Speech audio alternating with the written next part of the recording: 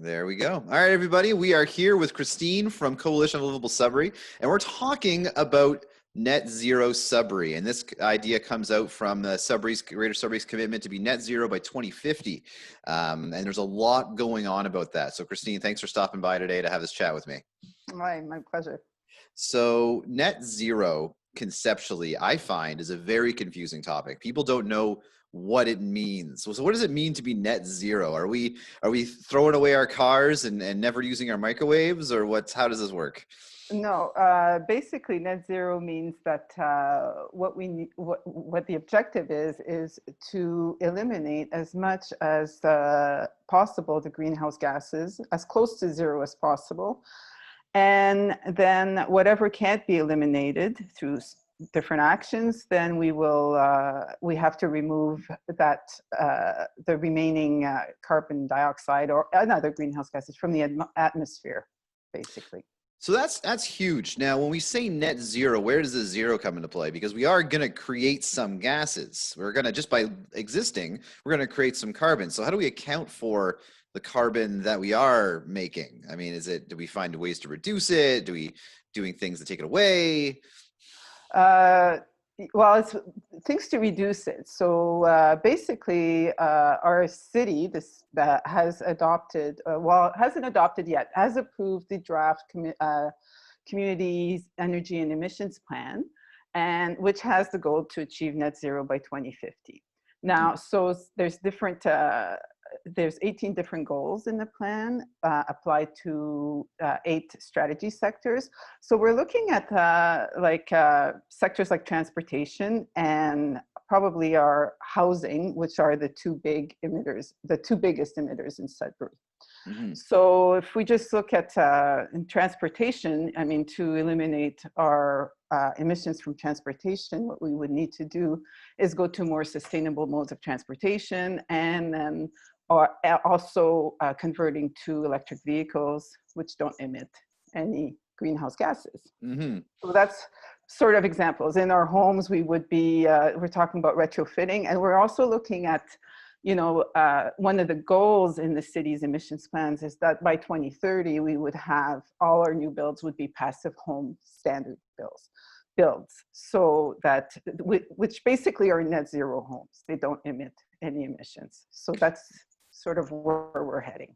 I like that. So we're talking about 2030. Now, everyone, I'm just trying to dispel as many myths as possible, because this is possible. And I like when you're telling me 2030, part of the plan or part of the hope is we have passive homes.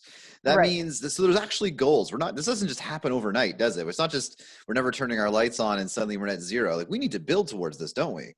Yeah, basically, it's a transition towards net zero. I mean, we're not going to be net zero tomorrow, that's for sure. Mm-hmm. But the hope is that by 2050, if we can achieve net zero by 2050, we will be limiting the increase in global temperatures, limiting it to 1.5 above pre-industrial levels. So, and then by that, avoiding, I mean, of course, we're seeing a lot of weather extremes. We're already seeing the impacts of climate change, and we won't be able to avoid that altogether, but we want to avoid the most catastrophic impacts. And by limiting to 1.5, which that was set by the UN, or it's a conclusion that was put forward by the UN Intergovernmental Panel on Climate Change. I think so. That's no, keep going. Yeah. Sorry, so that's the objective, is to limit the heating to 1.5 degrees Celsius globally by 2050. So this is a gradual process. I think you hit another great point right there in talking about the gradual change. And you talked about pre-industrial era, because I find another misconception is, well, we're never going to return back to before we started slamming rocks with other rocks. That's not the idea. We're not going to get back to that, but we need back to a better place, right? And and the change has happened, and we're just trying to slow it down, right?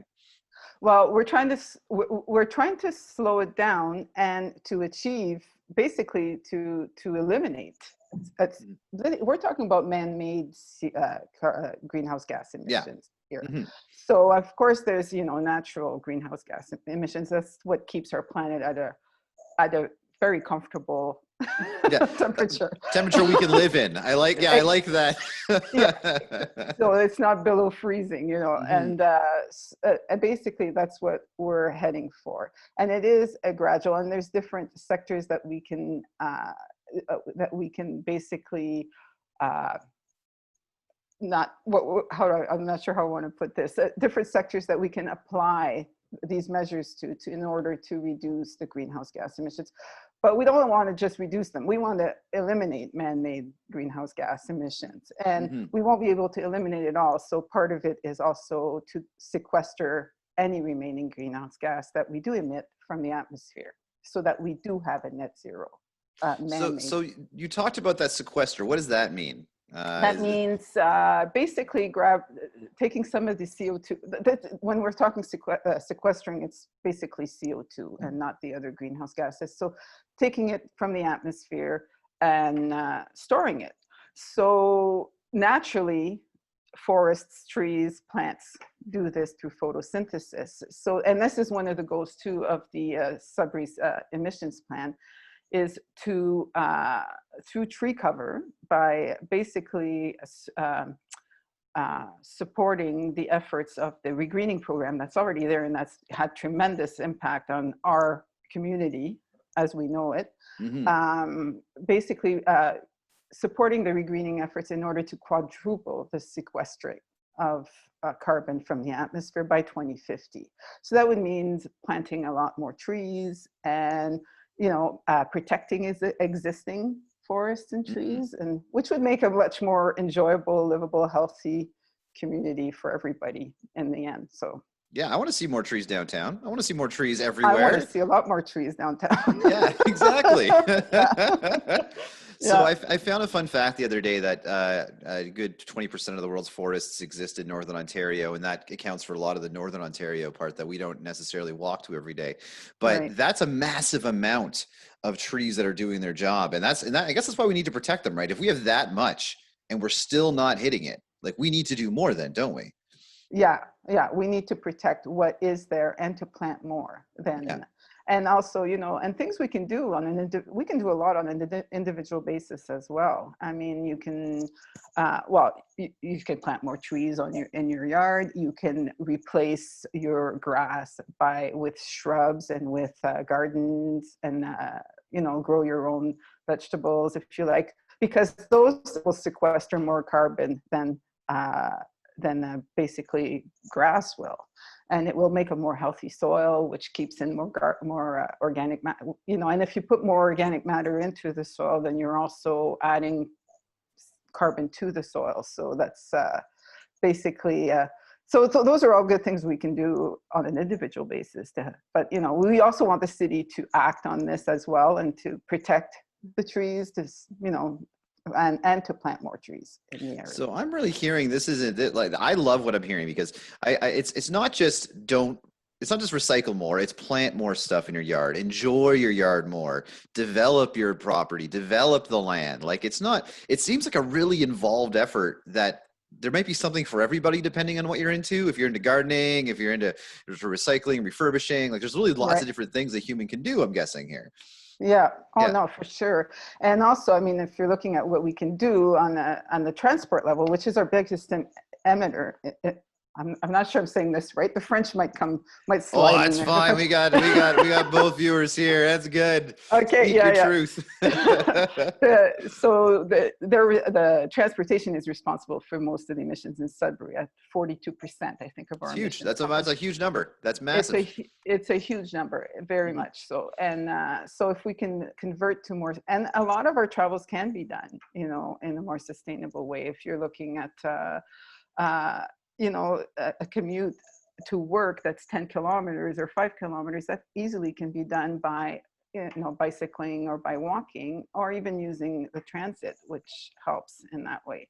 So if we can so anybody who likes to cycle, I mean, needs to maybe voice their opinion to the city and see more cycling infrastructure put in place. There's already a goal to increase the cycling infrastructure in the city, and that would be great to see, because I think if it's more accessible and more, a lot more people will use it. You know, you have to make it accessible and more attractive for people. It's hard to cycle in this city right now. And I think with the development of that infrastructure, we'll see a lot more people using their bicycles rather than their cars to get to work, or even walking infrastructure to make, you know, the transit systems. And we've already seen an improvement in the transit system recently. You know, they've made changes that have increased ridership. So it's, you know, those are all things that help with attaining the goals of the city,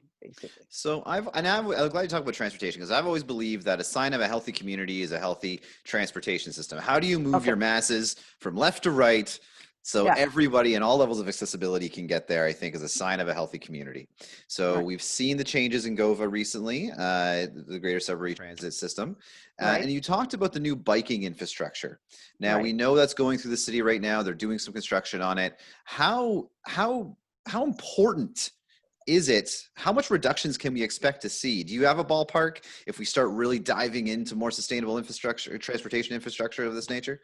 Well, the goal is zero. Best answer. I love it. Best answer right there. 2050. So what the goal is, I have a few numbers here, so I might share them definitely. Okay, so like I said, you know, transportation is our top source of emission at 43%. So, and most of that comes from 52% of that is from the light trucks. So our SUVs, our vans, and what's the other ones? SUVs, vans, and pickup trucks. Lots of pickup trucks. We got a lot of pickup trucks in Sudbury. We got a lot of pickup trucks. We do. I'm from Chemmy. I know. We got a lot of pickup trucks. Lots of those. And then we have 40% from our cars, you know. So basically the objective would be, you know, increase sustainable transportation. So we'd like to see by 2050, I think what the community's emissions plan is hoping is that by 2050, 35% of our trips will be made through active transportation, which is cycling and walking. And 25% by transit. So, you know, you improve that infrastructure, and what you'll get is it's a bit of like a build it and they will come, and you improve and we've shown there's cities such as Calgary which has improved their downtown cycling infrastructure, and in I think it was in 2015 if I'm not mistaken, and in that year alone they saw 40% increase in users of the cycling and the downtown cycling infrastructure, which is incredible. And I think that's what we could see here as well. And even in transit in Kingston, they saw a major increase in ridership of the transit system once they've made improvements to the transit system.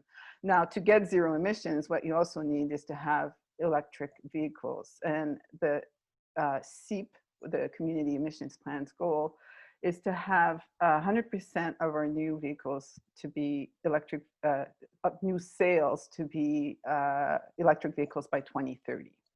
And then to have, I think, 100% of the transit and city fleet to be electric by 2035. So those are all things. So as some, because, and of course you need to charge up these vehicles, and so you need renewable energy also to be able to, to power up these vehicles so that we reduce our emissions to as close to zero as possible. So you talked about the SEEP, and I'm glad you did, because I wanted to touch base on that. The SEEP is our Community Energy and Emissions Plan, created by community stakeholders like Rethink Green and Coalition for Liveable Sudbury. We've all had our input in it. And this is a plan put before the city for us to achieve it. So you want to talk a bit about this? Because you guys have really been championing this and really been trying to get, along with the city, to really get folks to read it. So tell us a bit more about the SEEP, because I know you guys know a lot about it.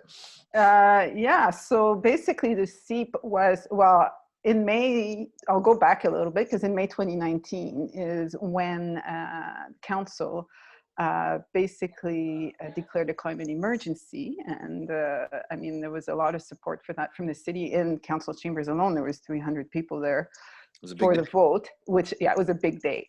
And so basically that day, the council committed to having net zero emissions by 2050. So, which is with the Paris, the IPCC special report, which aims at net zero by 2050.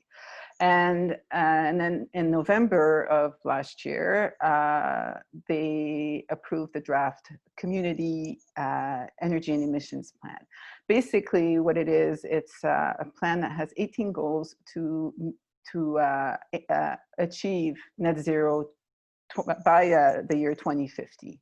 And these 18 goals are applied to 8 strategic sectors. Like I mentioned, like transportation, residences, waste is one of them, and sequestering carbon, so through planting more tree cover, having more tree cover and things. 18 So doesn't sound like a lot. That sounds doable. 18 goals, 18. I think it's very That doable, but doesn't what sound like a ton. you need a shift in the way we do things. We need to stop burning fossil fuels for energy, basically, is what we need to do. So we need to shift away from that and to look, I mean, the technology is there, we have the knowledge, and although it doesn't look like it a lot, there's a big movement for this everywhere, and it's already underway all over the world. I mean, there's a lot of cities and countries that are acting on this and that are actually committing to the net zero. So I think it's very doable.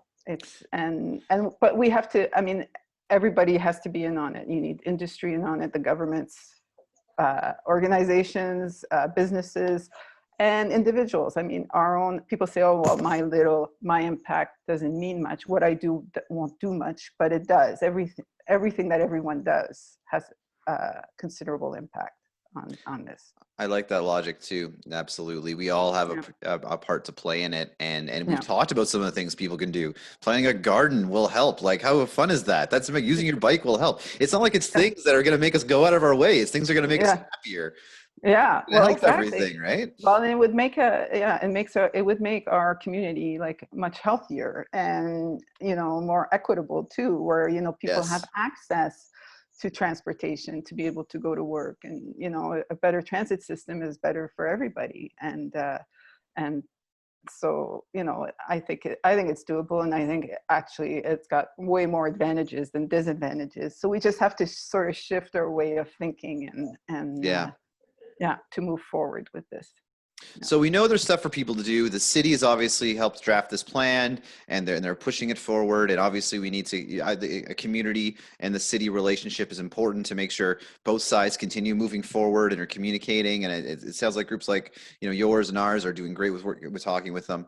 What can businesses do? Like, we talked about city, we've talked about people. What can businesses do? What's their role in this? Well, I know. I was actually talking yesterday. I know through Green, you've got the Green Economy North with Rethink Green. I think for them to get their baseline of what their emissions are, that's a great start for businesses. And they can, so they can, once they have a baseline, they can see how they can improve from there and the changes they can make. It would be great if businesses would become familiar with this SEEP, and the different goals of the SEEP, and see which ones are relevant to the work that they do.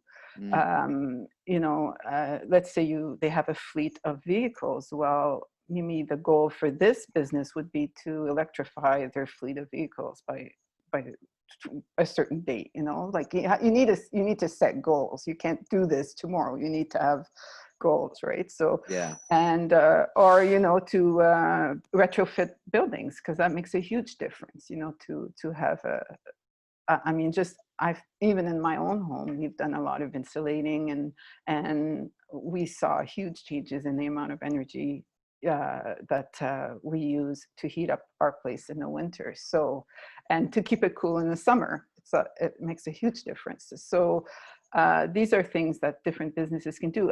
In terms of waste, how can they curb the amount of waste? One of the SEEP goals is to divert 90% of waste from the landfill site by 2050. That's a lot, but to do that, well, we need to reduce the amount of waste that we produce. And it's not that hard to do, right? I mean, we can do it now just by using the services, the composting and recycling services that the city has, and also by making sure that we reduce our own waste, because of course, waste management uses energy. So these are all the little things that businesses can also get into. But I would say, make the businesses should know what the goals of the SEEP are and which ones can be more relevant, are more relevant to them. I like that. And just a reminder to everybody that waste diversion doesn't mean we're going to the landfill and pulling that garbage out. Well, that would be great. It's making sure that 90% less goes to the dump. And it Well, can be, exactly. yeah, exactly. Yeah. Yeah. And I mean, we're already, I mean, it's amazing. I'm just using the composting services, like the composting service of the city. It's amazing what you can divert from from the landfill just with that. Or having your own compost in your yard is, and then you use that for your garden. Exactly. Yeah. It's cheaper. And to add organic matter to your soil, which That's is amazing. yeah. Yeah, So. it's doable. Like, and I'm sure folks know that a couple of years ago, Rethink Green got in with RibFest, and we're like, let's try to make RibFest more sustainable, because if we can make RibFest more sustainable, we can make anything more sustainable. Yeah. And we had such a massive garbage diversion just by a couple of key things. So if a festival like RibFest can divert garbage, any business can divert garbage. Any business can. Oh no, you can. Yeah. I mean, I'm just thinking of the River and Sky Festival. They already do that. I mean, they're that's part doing of, great. yeah. They've always diverted most of their garbage, right? And it's just a little extra effort, and it's not much really, and it becomes more of a habit, or even looking at being more wise about what you buy. Buying less is probably, reducing your consumption is number one. We are very high consumers here, and consumers of throw away. It's sort of a throwaway society, right? It is, and yeah. So if you really if you reuse and repair what you have already, do you really need to throw it out and get a new one? Can you reuse it, or share? I mean, now, like, there's sharing programs that are like incredible, even online, right? Where you can, not everybody needs to own a drill. No, that's true. That's true. Yeah, it was interesting. I was listening to the Terry O'Reilly's The Art of Persuasion or something. I can't remember the name of the show on CBC. Anyways, and he was saying the average lifetime use of a drill is 15 minutes, because most people will buy it for one project and then never use it again. So now they have these online libraries, right? Loan libraries that are, what a great idea. Yeah, which is, so you or share services, exchange services, okay, like I'll babysit for half a day if I can borrow your lawnmower. Yeah, I definitely trade that out. Absolutely. Yeah. Yeah. So it sounds like a Net Zero Sudbury is that community we've always envisioned in our mind, that perfect place of people working together, beautiful trees, nice space, walking spaces, sort of that movie picturesque. Yeah, a lot of green spaces. Yeah, like that open area and people working together. So I don't know who would ever be against something like this. This is just a great idea. And all we got to do is just bike a little more. Like, this is awesome, Walk a little more, bike a little more, and waste a little less, a lot less, I would say, with the wasting. But it's just to make changes. And I think by making these changes gradually, but everybody's got to buy in, and we need some legislation too for that to go forward. And and I think you're seeing a greater movement now with people buying into this, I mean, even buying locally. Yes. Incredible. Our farmers markets are doing incredibly well, and they have online markets too, so which is amazing. Another one that's really important too for the reduction in carbon emissions, which not everybody likes to hear, but it's to eat more plant-based foods. That's not reducing the amount of meat that we eat, but and that one's been shown to have your biggest bang for your buck. Basically, it's got a great big impact. So have more salad, folks. It's delicious. Toss some almonds in there. Just keep if you have the meat, just a little less on your plate and a little more green on your plate. Then there you go. Yeah, Yeah. You'll live longer anyway, for sure. Well, apparently, yeah, yeah. So where can people go to get more information about this? Where are the resources? Someone sees this, or like, I want in on this SEEP. I'm making changes today. Where can they find out more? Well, the SEEP itself, they can access it at the Greater Sudbury website, the city's website. So it's available there. It would be in, I'm not sure exactly which page it's on, but it would be in the environmental section. Earth Care, maybe through Earth Care, you would access it. Also, this year, Coalition for Liveable Sudbury did a media series on SEEP. So we did it both in French and in English. So we published in Sudbury.com. And what we did is basically we've been doing this now since February, I think. So 2 articles a month since February, just to present different aspects of SEEP and what we can do, basically what the goal is and what's being done around the world, and also with links for resources, and also what some local people, what they're doing to, already to meet this goal, and what people can do to meet that goal. So we've been tackling basically different goals every month from the SEEP, and so that's on the Sudbury.com website and Le Voyageur website en français. Nice. Yeah, so we've done both. And then there's a lot of information too on the Coalition for Liveable Sudbury website. There's a NetZero link there where they can access some of that information too. That's so cool. Christine, thank you so much for hopping on. You're obviously very passionate. I can talk to a passionate person for hours. I really appreciate this. And I really hope everyone goes to check it out, especially the Coalition for Liveable Sudbury website, because you guys are doing so much in the community, not just the SEEP, but just so many ways to get the Sudbury more beautiful, more livable, and helping our vulnerable. So thank you so much. Keep it up. And I guarantee we'll have people asking questions from this. So thanks for joining us today. Well, you're welcome. And I just want to say that I'm really proud. I've only been involved with Coalition for Liveable Sudbury for a couple of years, and they do amazing work, and I'm very proud to be part of that group. So, and thank you for having us on. Oh, you're very welcome. All right. All right. Well, take care, Christine, and have a great day. Thank you.